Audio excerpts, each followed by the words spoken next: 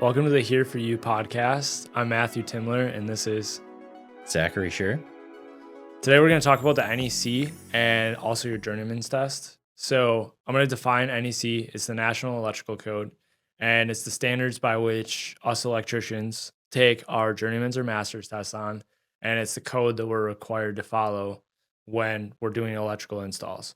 It was developed for human safety mainly, and to have guidelines for installs on the quality of craftsmanship and everything that's kind of pertaining to electrical. So, definition of journeyman is someone who has at least 8,000 hours in the trade and passes the National Electrical Code exam. It's 100 questions long in the state of Wisconsin. You have to get a 70% on it or better. And Zach and I have both passed that test. So today we're going to dissect it a little bit. We're going to talk about possible breakdowns that we have or little tips or tricks that we have for passing the test. And I'm going to start with Zach. Zach, what did you do to study for the test? A lot of practice exams. Where'd you find Keeping them? my nose in the book. Yeah. I was still in the apprenticeship at the time, so we Yeah. were kind of doing them in class, but you can literally just Google them and find the practice exams. Yeah. So I also was in the apprenticeship when I passed mine, and I was doing the same thing in class. But I always gravitated towards Mike Holt for like the electronic exams because like I could get my CEUs on there and just put in my license information. But then like as of recent, there's this guy called Electrical Code Coach, and he has like all this free material that's like great. It's super cool, super easy to like run through the code book. So what would you say is like one tip when taking the test, or give me multiple tips? Like when you took it, how did you succeed? It's easier to say just stay calm and relax, but it's easier said than done. For me, my master's was actually easier because I didn't need my master's. I just wanted it. I actually got a better score on that test just being relaxed. Yeah, so for like the journeyman's for me, the first time I took it, I failed it. I think I got a 68. And like I looked at it and I was like, my entire career is falling on this. Like if I don't get this, I don't get a Right. pay bump. Like I'm nothing. Like I'm still stuck as being a little grunt. And I don't know, like you get in your headspace, kind of like you said, that when you're sitting there taking the test, all you're thinking about is like, I need at least a 70. And you're like, do I have a 70? And you're like counting it up in your head. And you're like, I don't even know if I have enough time. And I think it's super simple to just dissect it down. Like I think you get like 2.5 minutes per question or something like that. Yeah. If you do the math, and like you said, if you go in relaxed and with a process, like it's way easier. So what process, like you said that you passed your master's easier. Was there anything that you like did differently other than be relaxed? Not really. Kind of when I took them 3 months apart, so it was Yeah, they were pretty close together. they were pretty close together. So when you get presented a question, like how did you dissect it? What were you looking for? Trying to find the section of the code book. A lot of the answers, or a lot of the questions and answers will be almost word for word with what the book has to say. Yep. So it's just a matter of finding that efficiently. Using the index in the back is huge. Yeah. Tabs. Yeah. So for me, like I always tried to identify like what keyword inside the question I was looking for. Yeah. And when I used to practice, like I would always use my tabs right away and like try to guess, and that would like lead me on wild goose chases. So like I had found personally the best way for me to do it was find the keyword, go to the keyword index, mark the keyword index, and then like find the big bold heading that like describes what I'm looking for. And generally I could like get there in like 30 seconds and decipher, and within about a minute I can generally find the answer. So but I used to go like memorize like, oh, it's grounding, I'm gonna jump in 250 right away, and then I'd be lost in 250 forever, and I find out no, it had to do with fixtures and it was actually in 410. Like that's where Yeah. That's a good point. You don't want to, if you think your keyword is grounding and you're in there looking grounding and you're not finding it, you might want to dial back and check a different keyword. Yeah. Because they do kind of lead you to each other too.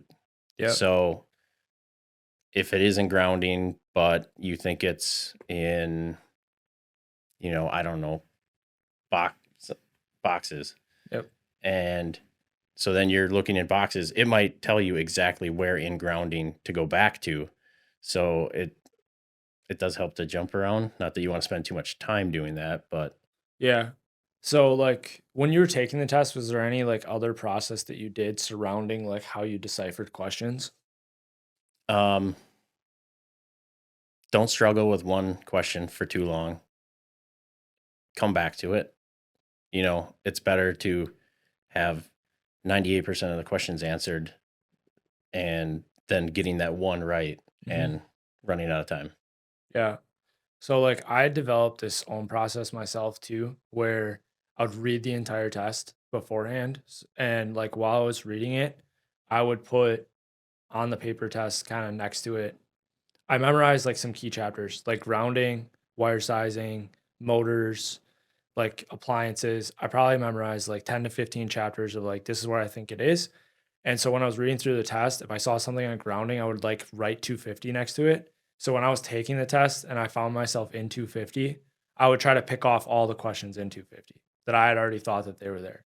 Or sometimes when I read it ahead of time, I would accidentally find an answer. I'd be like, oh, where was that? And then another cool thing that I did was I would have a check mark, star, or like a circle. A star meant like I answered this question, but I'm like 90% sure it's right, but I'm not 100% sure. I didn't find it Sure. in the code. A check mark was I found this in the code. It's done. It's over with. Don't come back and look at this. And a circle was I guessed on this mofo and I have no idea where it is right now. I need to come back and find this thing. So, but I did that for timing because like after I failed my first one, I was like, there's no way I'm failing this thing again. So like I built this elaborate like plan of I need to Sure. dissect this thing and I need to And figure out how to get it done. how'd you wind up the second time? Did you Uh run out of time the first time? First time I was like right on the heels. Hmm. Like I was filling out my Scantron and like as I was getting that last dot filled in, like that's when I had to hand it in. Like I was on that 4 hour mark. And when I passed it the second time, I had an hour left. Oh, so you didn't even spend that last hour? No, Or? I just handed it in. I was See, like, I think that was a thing too, because my first one, I did stay the full 4 hours and just wanted to check answers. And I think initially some of the stuff we know, and I think I went back and changed right answers to wrong ones because I was second guessing it. yep. And I feel like I did the same thing the first time because, like, another thing that I figured out is I was filling out the Scantron the first time while I was doing the test, and that messed me up so bad in the end when I was like frantically trying, and I don't even know if I got all the circles filled in. So what I learned was circle your answers on your test and like just fill the Scantron in the last 10 minutes. And then you know you're not skipping anything, like you're just going incrementally A, B, C, D, D, D, A, Yeah. B. Like then it's so much easier because all the stress was off my plate. Because besides trying to find the answer, I was like, "Am I filling in the right circle?" Yeah. Like Like, you're wait, adding is all it of that this line or stress. this? Yeah, it's crazy. It's I think a huge thing, like you had mentioned, like most of the stress from the test is like self-imposed. Oh, and yes, for You- sure. You're sitting there like my entire life rides on this thing. Like you walk in, at least for me, because like for me, I had like I think a $6 or $7 an hour raise like riding on this thing because I was like a first year apprentice when I passed it. And like I'd Mhm. been in the trades for a long time and they're like, yeah, if you pass this, you can make a lot of money. I'm like, that's like almost doubling my paycheck. Like Yeah. I need to go get this thing done. And there was so much stress. So did you ever like read the code book just outside of work or like how were creative ways maybe that you started studying that maybe wasn't just sitting there? Yeah, reading the code book on the job site is helps. Did you get harassed Um, for that? no. I mean, a little bit, like, well, why are you looking it up? I already told you it's this way. And it's just like, well, I wanted to just, you know, know the code myself Yep. and know how to navigate the book. A lot of the test is navigating the book. That's all it How does. yeah. Like it just if you know how to read, you You don't don't even have to need. memorize it, No, you but don't you have have to. to be able to navigate it. Yeah, because if you don't, like, you can have as much memorized as you want, and there's only gonna be like 4 questions on that test, you're gonna have like, "Oh, I know this answer right away." Those are the best. I love theory questions because like theory was something I appreciated. So when I would see it on there, I'm like, Yeah. circle it. It's kind of interesting that we have that on the test. I think it's good personally because like to be a good electrician, I feel like you need to understand what you're doing. And I don't think the code gives you the insight of knowing what you're doing. That's a good point. Doesn't talk about Because theory in there you might though. be able to take the test, but you don't understand what you're writing down. 100%. How about what's on it? I don't think we covered that. Like generally, like what's on the Yeah. test. A lot of stuff. It's I don't I know. guess what's the major difference between a master's and a journeyman's? Boy, that's a tough one. I couldn't really personally, my two tests, I couldn't really pick apart the difference. They say there's more calculations on a master's exam. Uh Journeyman's was kind of all over the book. I think for me, master's focused. It was more calculation driven, but they were like compounding questions. So like 5 of my questions were like built off of each other. I remember this like multi-story building that was using the optional method of like they gave Yeah. me like printers in it and they're like, "Hey, there's these 6 different occupancies." So I'm having to do different VA calcs for like what each occupancy is for the lighting and general receptacle load. And like if I got question number 1 wrong, like I was getting 5 wrong because it was compounding itself. It's like, "Hey, what was your total VA? What's your conductor size? What's the ampacity? What's the OCPD you're using? Like what's the conductor size?" Like and they just built off of. I've heard that that's not the case with like everybody's, but that was definitely my Wisconsin masters. And then exceptions, like they hit exceptions hard in the master's test, at least from what my experience was. Like I think 4 of Yeah, my they did. questions were out of the exceptions. And it's like when you're reading through the code book, the last thing you're looking at is exceptions. Like you're physically just reading, and all of a sudden you're not reading the like italicized print down low that's, oh, this is the exception to everything that you just read. Agreed. Definitely the exceptions. Um I know we're discussing journeyman's, Yeah. but to go back to that, if you have the hours for it, I suggest going for the masters right off the bat too. I feel Yeah. like it's easier. I've heard that from a lot of people who actually like just take the test. You double your amount of time per question. So actually, something I just thought of. I have the code book here, and there's like 2 different styles of code books. Um, what did you take your test on? Did you just use? Was it the well one? What year did you take it on? What's the white one? The 11. That's the one I took it on That's the one too. I used. Yeah, 2011. So every 3 years, the NEC comes out with a new code, and Wisconsin either chooses to adopt it or do any sort of variations to that code, and they have the option to every 3 years. For us, we're still in the 2017. We have not adopted it yet. Most states are in the 2023 code. And well, we actually have a state code that's called SPS 316 that's like variations to it. So, like in Wisconsin, how many ground routes do we have to drive? Well, we got to do two. Yeah. And that's because of SPS 316.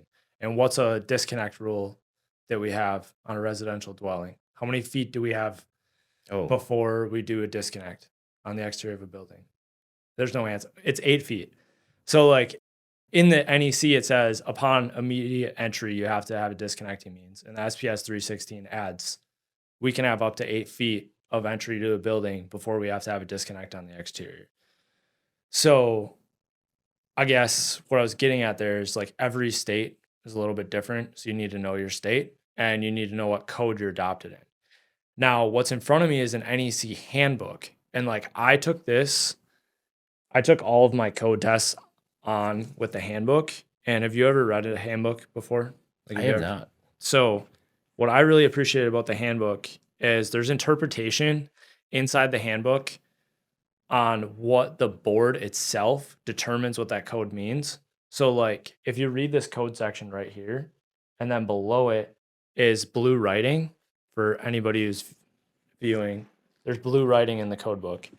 And that blue writing is all interpretation based on what the board has deemed their interpretation of the black lettering is. So sometimes when you're like getting into it with an inspector or even on a code test, you're like, hey, this is how I'm taking this code. And you can read below it and it's like in layman's terms, this is what we mean by this. So it's kind of a Yeah. cool way for it to interpret that, oh, I took it this way and this is the way it's actually meant. So I always appreciate a handbook. It's a lot more pages and it's a lot more to siphon through, but it also has pictures for the people out there that are kind of ADHD, kind of like myself. Like the pictures are pretty cool. And so if I have any question, like service mask ones, I always thought like if you were above a window, there was some sort of clearance, but like the picture shows me that no, as soon as I get above the window, I don't have to have any clearance of the window. And that was always a cool one for me because I'd read the code like over and over and over, and Yeah. it'd be like, I have to have 3 feet. I'm like, then I see the picture and it shows me as soon as I get above the window, I can be like touching it if I want it. Sure. So, Yeah. for anybody who's on the fence about journeymans, what's some tips, tricks, that you would say like, hey, you absolutely must do this if you're gonna take your journeymans, and or you definitely don't want to do this.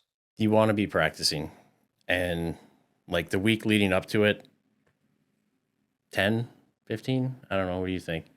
Yeah, A day, daily. yeah, you think the more you get familiarized with the book and the like more practice tests you do coming up to it, the more confident you have going into it, or confidence you have going into it, and like sometimes you even have those answers that you've already found. Like for me, in my experience, I totally agree that I would say like 10 to 15 hours a day is like necessary, especially for the first time you're taking the test. I was going crazy studying the second time I took my journeymans. The first time, you're right, I didn't take it seriously. I was like, oh, I got this. I'm gonna walk in. I'm Just gonna figured pass it. like I know all this, and Yeah, you realize how much you don't know about the code. I mean, I've been in the trade 15, 16 years, and maybe it's like 14, but I still learn stuff almost at least weekly, one thing a week. yeah. It's I don't think there's any human being out there that knows everything in that code, especially how much it changes now. Yeah, I know. I can think of. You know who I'm. Yeah, Yeah, there's one person, there's one person who recites but it like yeah, verbatim. it's on his nightstand. Yeah, it seriously is. He'll be like, I think I'm pretty close to the wording, and you open up the code reference, and you're like, dude, you didn't miss a word. Like it's verbatim. Yeah, How did you know this? This is something about like classified enclosures, class 1, div 1. Like nobody spends time in here, and you're reciting it. It's crazy. Um, if somebody's on the fence about taking it, like what's a reason to take it? be a good self confidence booster if you're just like you don't need it. How about a pitfall after you pass it? Ooh, I might even be guilty of this. Is just laying off of it. Then you're like, oh, I passed my test. I know everything. Yep, I'm the same way. And then I also had the pitfall of like, oh, I made it now. Like my shit doesn't stink. Like you guys all have to listen to me now. And I was like, I don't know. I had to check my ego because like after I got it as a first year apprentice, I'm like, yeah, I'm amazing now. Yeah, one of my apprenticeship teachers always said, you get that card, you pass your test, you get your card, you're not a journeyman. 4 years later, when you're by yourself in a ditch with a dead cell phone and you need to figure out how to do something and you get it done, that now you're a journeyman. I've taken that to heart too because I always said like you can have this card, but it has zero meaning until you know how to think on your feet, and you can look at something and use all of your past like knowledge to solve that problem or that application. Like that is when you truly become a good electrician or journeyman. Because like we even if you just take contactors for like example, Hmm. there's thousands of variations, and like Oh you can yeah, train somebody on a NEMA style one and throw an IEC one in front of them, they're like, huh? Like, what's going on here? I can't even figure this thing out. And you're like, bro, it's the same thing. It's literally the same thing. definitely. So, okay, I think we pretty much like covered. Is there anything else you want to touch on the journeymans? Just do it. Get out there, take it. If you got enough hours in and you're contemplating it, go take your test. I mean, it's Yeah, it's not as difficult as you think. It's all in your yeah. head. And if you got to take it 10 times to pass it, you got to take it 10 times. I mean, Yeah. it doesn't matter how many times, not everybody's a good test taker. No, There's no shame in failing it. no, it's actually good. You at least know what you're up against. Like I beat myself up when I first failed it, but then it was like, okay, now I actually know what it's gonna take. Yeah. In fact, the guys that have taken it like 5 or 6 times to pass, they got my respect. That Yep. takes respect to keep going there and trying again. Yeah. You failed that many times, but you kept trying. That's ambition. That's Yeah. dedication. Yeah. I never even fully thought of it that way, but like you're right. They have a lot more of my respect now thinking of that.